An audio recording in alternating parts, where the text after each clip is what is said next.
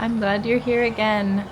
I am going to share with you today some things I learned through my withdrawal process coming off psychiatric drugs. How to prevent a wave. So, a wave is when you have an intense or increased amount of symptoms from recovering, and a window is when you're feeling more like yourself. And so that can look differently both ways. Waves can be really intense or they can be less intense. Windows can be really clear or a little less clear. But that's kind of the concept for the healing process when you're experiencing more or less symptoms or more or less like yourself. So that's what I'm going to talk about today. So I'm really glad that you're here. And I am so sorry you're going through this, because I know it is so much suffering and it is so hard to hang in there and have hope that it's going to get better. But it is going to get better. And so I just want to share that hope with you today, because it's true and I needed other people to tell it to me, to help me believe. So I'm here to tell it to you, to help you to believe in days that it's really hard to believe that. So also, if you would like someone to meet with, to talk to, and to have support through this process, I would be more than happy to meet with you. I've been doing free 15-minute calls for anyone just interested in connecting with me. And then also, I offer coaching for anyone who would like to have more support going through their healing process, getting off of meds. So in the description, you'll see a link, and you can click on that to get to my website. You can sign up for my email list, and there's a calendar there where you can see the times I have available. So I would love to connect with you. Just know that I'm here to support you. And even through these videos, just consider this me walking with you through this healing process, because it is a process, but you are headed somewhere. You are headed for a healthier life. Yeah, there were just a lot of things that I had to learn from other people about what would help my body to stabilize and heal and recover. And then there are some things that applied to me and some things that didn't. So whatever doesn't apply to you, just leave it. And whatever does, take it. Just take whatever is helpful for you. And sometimes it is a bit of trial by error and learning. So I'll just run through some of the things that I learned for myself. So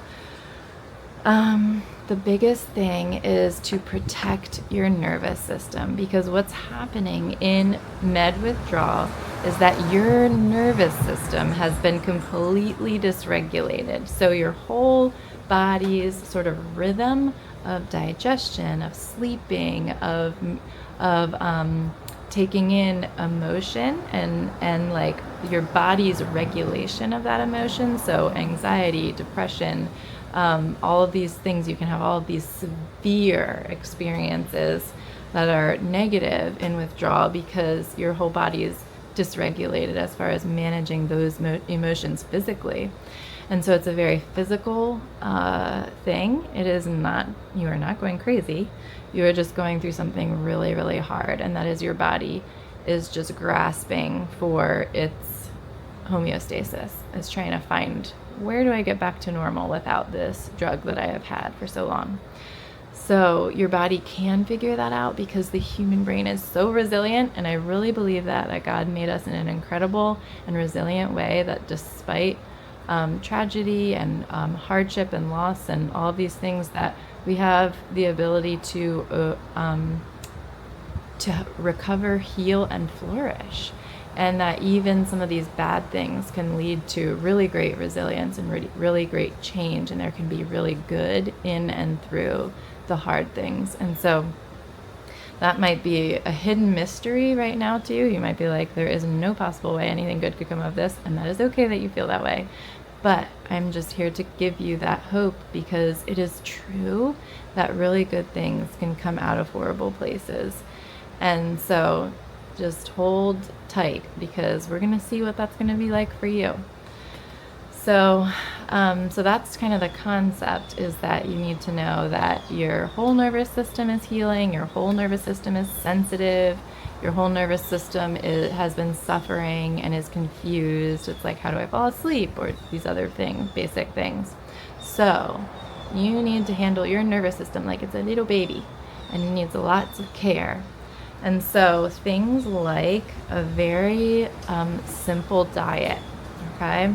So this might be hard to do because maybe you're like, I can hardly get up out of bed. How can I get myself a healthy diet? So just number one, be gracious to yourself, because this is crazy territory.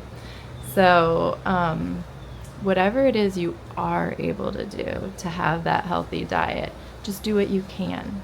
So it might be choosing the healthier option of the TV dinners, you know, or the takeout or whatever, or making sure that you get, you know, takeout packets or whatever that have some vegetables that have some good protein in them. So just try to get the nutrition that you can digest and that is in the healthier direction. So that's the goal. And then I noticed too that for me, actually, when I skipped meals and went longer times without eating, that I had more intense waves and more intense symptoms.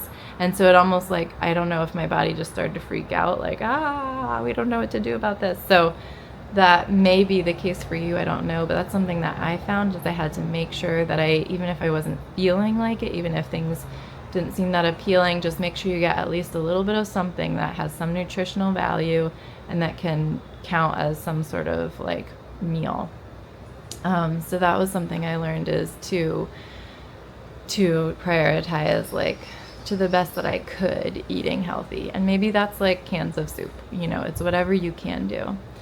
So that was one thing I learned. The other was sleep, is to try to protect, and I can make separate videos too about each of these topics, but to try to protect your sleep. So also keeping in mind that your body might not cooperate with sleep. So you're just going to have to go for the ride, and maybe your body's going to let you sleep a few hours, but not the whole night. But just whatever it is you can get, try to prioritize that.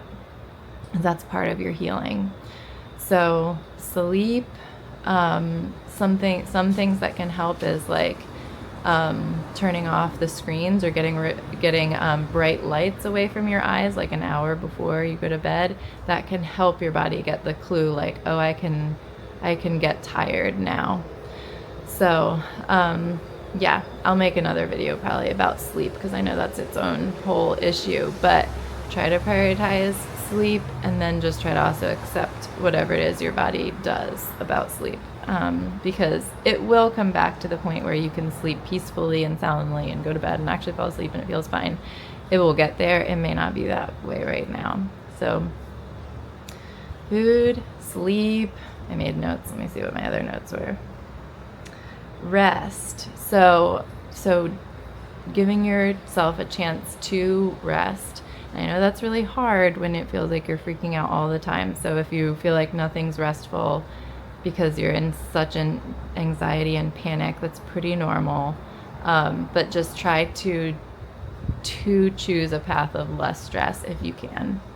And sometimes we can't do that. Like, we're like, well, I just have to get up and go to work, or I just have to take care of my kids, or I have to do all of these things and just try to function through it. Or maybe you're like, I can't do anything, but I'm still not able to rest. And that's how withdrawal can be, depending on where you're at in the healing process. But whenever you're able to make choices towards less stress, like maybe going to less stressful activities, if you're like that, you know, event or whatever, that social obligation would be really stressful for me, then making options to like be able to reduce your stress. So that's another one. Putting positive material in front of you. So like scrolling might really get you really anxious, even more, more scared. But sometimes it's like we need to know other people have gone through this and other people have survived this. So I completely understand scrolling. I have so been there, like addicted, like just all day, you know, type of a thing. But anyway, I know that can be part of it because we're like desperate for hope. So if you're in that phase, just know it's okay, it will pass. But when you're able, try to choose positive and uplifting material to listen to, whether it's audiobooks, stories, success stories, healing stories, anything that is things that you are able to feel like, oh, that gives me a little bit of hope. So any kind of like hopeful and helpful material or people, even if you're the most negative one in the room right now, like if you have people in your life who are encouraging and who always can make a positive spin or reassure you or encourage you. So putting yourself in front of that hopeful stuff can really help in your healing. Let's see. And the other really big important thing is that the waves just come. It is part of being in withdrawal, is experiencing really hard waves, and that doesn't mean you did anything wrong. Because you're trying to like take good care of your nervous system, it doesn't mean that because you're experiencing a wave that you're failing to heal. The wave is actually part of the healing process.